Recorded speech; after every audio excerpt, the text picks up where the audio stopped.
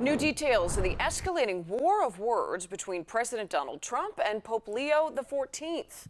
It started with this late-night post from the president on social media, calling the pontiff weak on crime and terrible for foreign policy. The president then posted this AI-generated image depicting himself as Jesus. He later defended it, explained it, then deleted it. I thought it was me as a doctor, and had to do with Red Cross as a Red Cross worker there, which we support. And only the fake news could come up with that one. For his part, Pope Leo brushed off the president's comments. The pontiff is visiting Africa this week, and on the plane, he told reporters he had no fear of the Trump administration. CBS News correspondent Chris Livesay was on that plane with the Pope. He joins us live now with more on the back and forth from Algeria. Chris, what is the latest? Good evening. Well, I'm here in Algeria, where Pope Leo has come to start off his 10-day trip across Africa. It's a trip that the Vatican says was meant to touch on topics like peace and reconciliation. But before Pope Leo could even touch down, while he was still up in the air in the papal plane, he found himself responding to some fierce attacks from President Trump. Here's what Pope Leo had to say aboard the papal plane.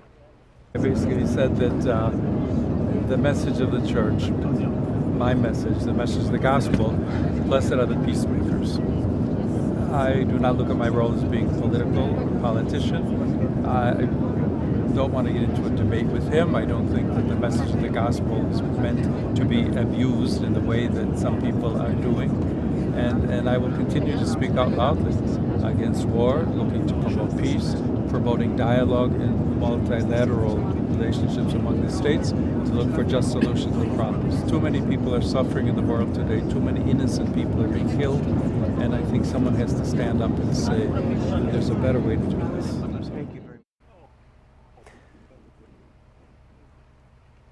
And what's notable is that Pope Leo is trying to keep this from becoming a political back and forth. He says that this isn't levied at any particular leader, that his calls for peace and reconciliation and a call to end war is a general call to end all war. And that's a message that could certainly be used here in Africa, here in a region that is suffering from decades of that.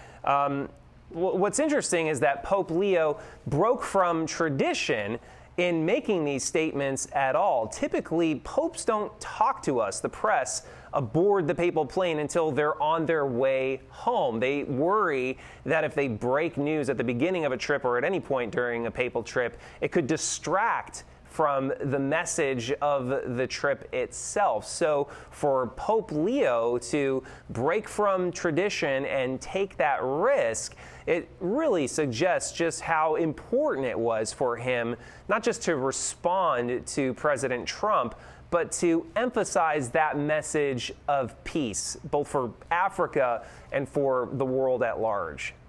You're so right. Thanks for that context. Chris Livesay, he is live for us in Algiers. We appreciate your time.